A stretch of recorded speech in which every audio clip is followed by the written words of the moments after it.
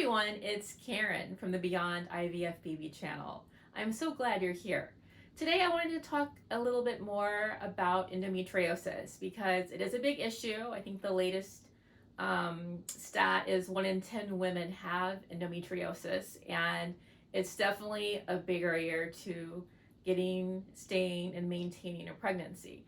So for me, this was a condition I did have. I didn't learn right away, but you might want to ask yourself if you are having problems and maybe you had a difficult period from the beginning as it started. And that's something I would say I did. I would say, like, from the beginning, once I started my period, it was like I started young, for one. I don't know if that's necessarily a correlation. But I did started young, younger than the norm. And then I always had a very heavy period.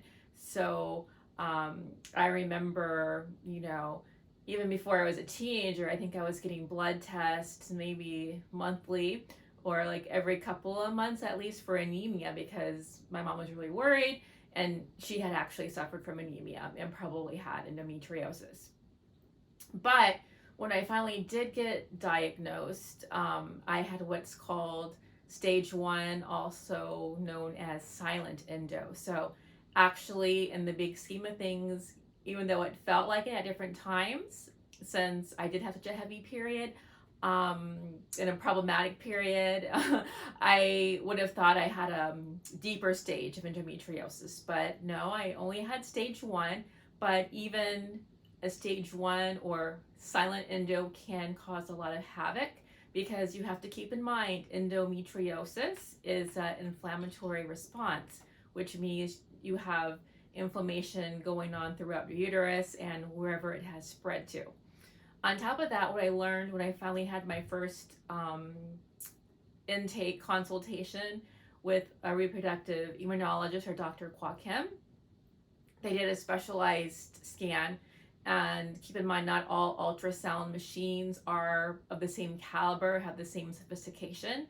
Theirs was able to visualize more details. So on top of endometriosis, which you can't visualize with simply an ultrasound, you actually have to go in to determine if there really is endometriosis. They could determine endometriosis, which is basically you can see some scar tissue and unevenness in the uterus. Again, all these things are inflammatory conditions which will make it more difficult to stay and get pregnant. From what I know from other friends and people who have had endometriosis, I understand that if you have your children younger, you might have more luck in terms of being able to get and stay and maintain pregnancy. For some reason, the older you are with more of an accumulation of endometriosis, I guess the worse it impacts your fertility. So if you start having children earlier, it might be easier. But we're on this channel, we're probably over 30, 35. We're probably not in that boat. So if that is your particular case, what you can do if you are on a limited budget would be, I would suggest, frequently, probably weekly, and you can Google it, look into doing castor oil packs. You will get a good quality castor oil. I would suggest one in a glass bottle, and a good heating pad, something that's going to not emit, I think it's EMFs or whatever the acronym is.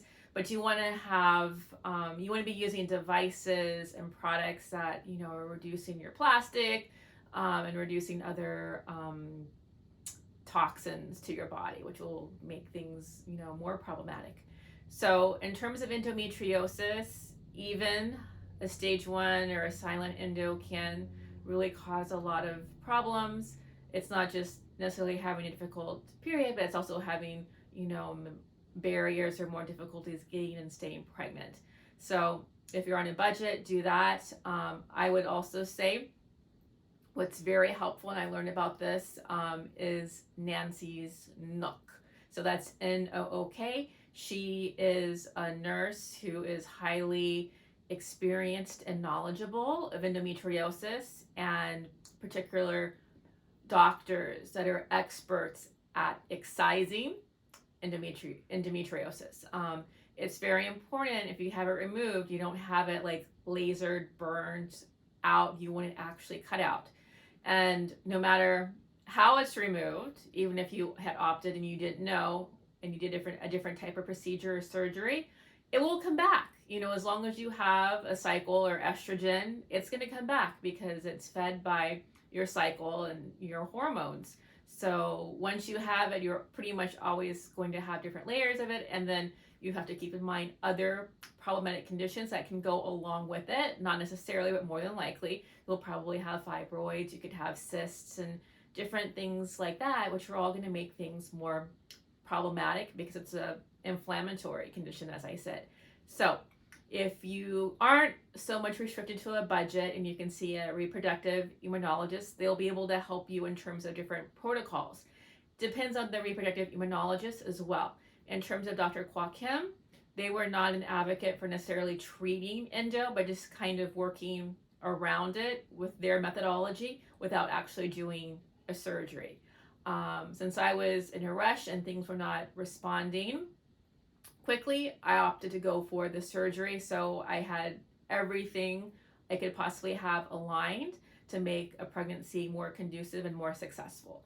So with that being said, that is my take on what you can do about the potential if you think you suspect you have endometriosis, because remember, it is an inflammatory condition. And if you know you have it, you know other things you can do, especially like after you've had the surgery. Try to do things that are going to maintain and reduce inflammation, and also look into PRP. That might be something that helps reduce the inflammatory response and state in your uterus, which will make things calmer and more conducive to staying, maintaining, or getting pregnant.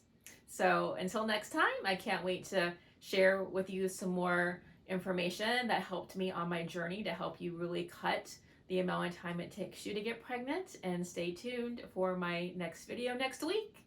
Ciao!